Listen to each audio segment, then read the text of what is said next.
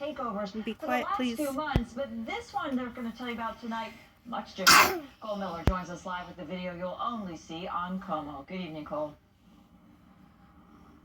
Hey, Michelle, we've seen these sideshows, as they're called, play out right here in front of the Space Needle, but last night it was a street in Kent that a group ended up at. We had a photojournalist there. He captured arrests on camera and a fleet of tow trucks coming in to take cars away.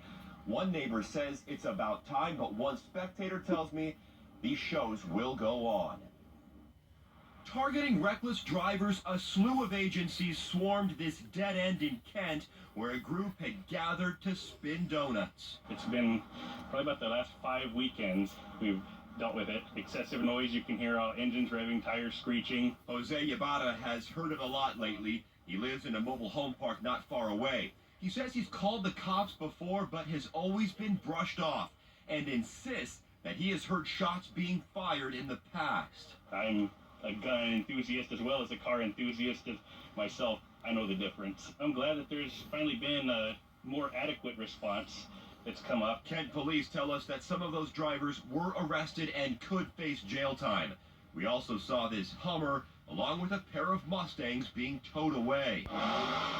And it was just last month that hundreds turned up outside of the Space Needle, shutting down the roads.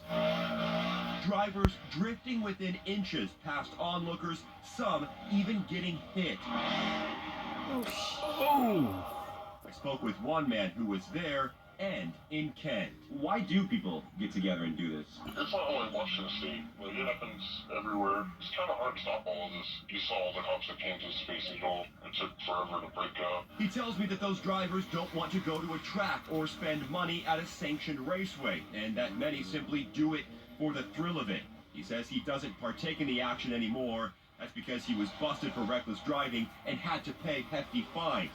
For Yabata, he hopes that what happened last night means it won't happen again. I think that'll help a lot. I'm hopeful.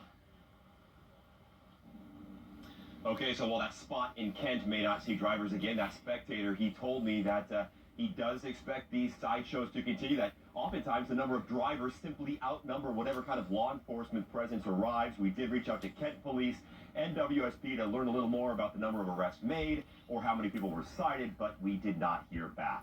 Live tonight in Seattle, Miller, KOMO News. Cole, thank you much. Developing now, police in Bellevue say a group of